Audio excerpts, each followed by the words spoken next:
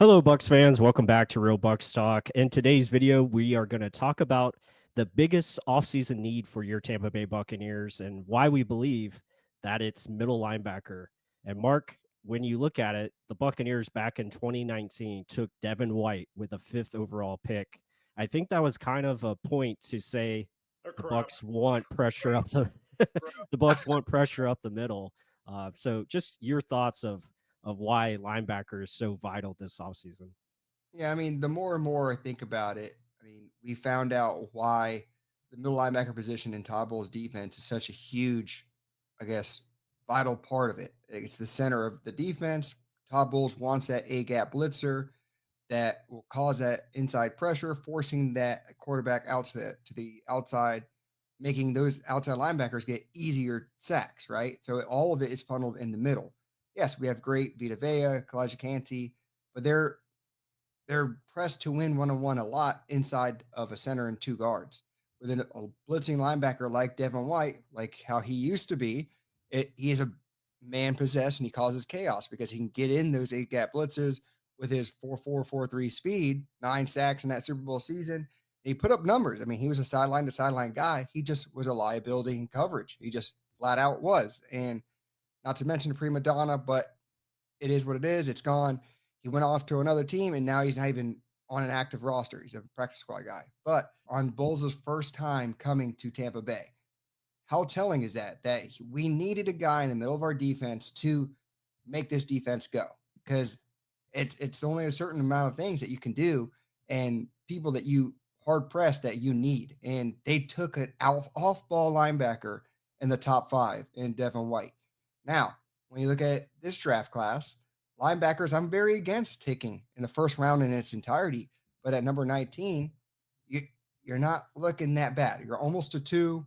And if you're getting one of the highest rated linebackers, I wouldn't be appalled by it. Because the thing is, we're looking for that inside A gap blitz pressure, but also a guy that can step back and help cover gaps for guys like a liability at cornerback or a safety that's blitzing. You got a guy that has to do both. And if you can find some guy like that, I'm not opposed to it at 19.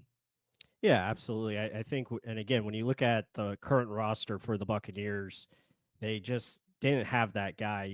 They were counting on Servassier Dennis to be that type of impact linebacker that they were looking for with his ability to blitz, his ability to cover.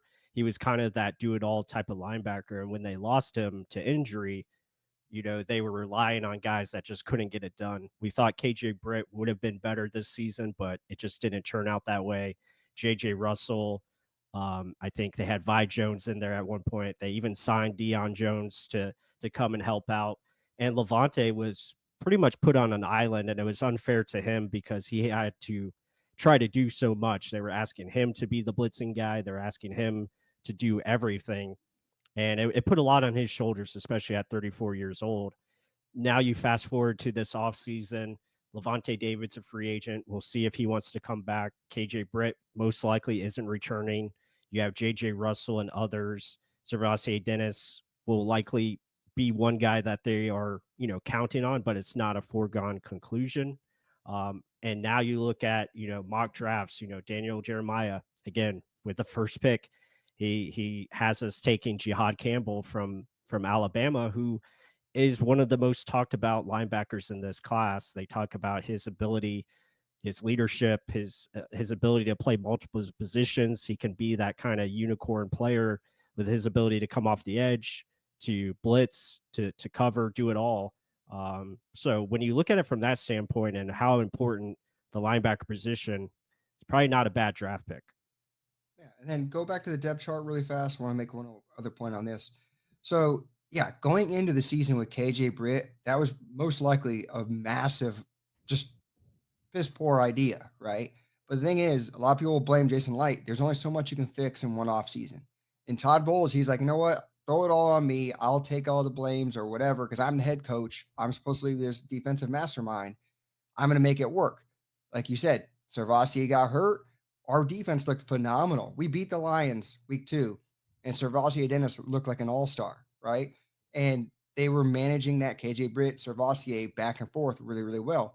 He gets hurt, all hell breaks loose. There's a giant hole in the middle. KJ Britt looks like a moron on think it was Thursday night against the Falcons where they put up God knows how many points, how many yards. Cousins was an all-world player, and then he gets benched later in the season. The thing was, he put too much on KJ Britt. Then he brought in how many guys in that playoff game? It was KJ Britt. It was Deion Jones, JJ Russell. He just had no confidence in anyone in that middle linebacker position. You got to find some consistency in that area. I think getting a linebacker is a vital, important area where you can count on a guy, not just Levante David to do everything. And then you don't even know if you're going to get him back because he may retire.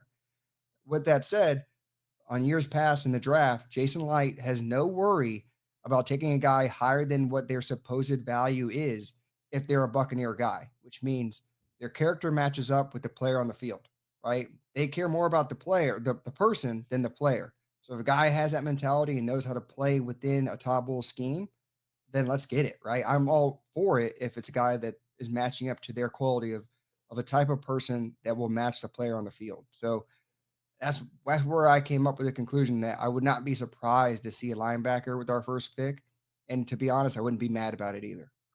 Yeah, I think all those are great points. I think when you look in going into this offseason, I think there's a real strong possibility that they double dip at the position, whether that's adding a veteran linebacker in free agency if the right one becomes available and the contract is worthy and valued.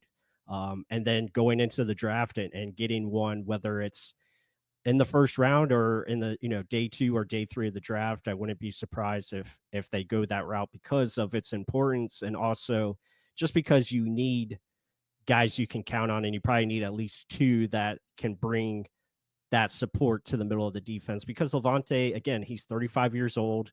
Even if he does come back, it's probably going to be his last year or getting close to it, so you want to have reinforcements in there already to lock and load, to play. So yeah, that's definitely very important. But we shall see, guys. Let us know what you guys think. If you enjoyed this type of video, please hit the like button. Comment down below your thoughts. What do you guys think is the biggest need heading into the offseason? Do you believe it is linebacker like us? Let us know if that is the case. Feel free to give us some ideas of players that you would go after or try to target, whether it's in free agency or in the draft. And with that said, I hope you guys have a great week. And until the next one.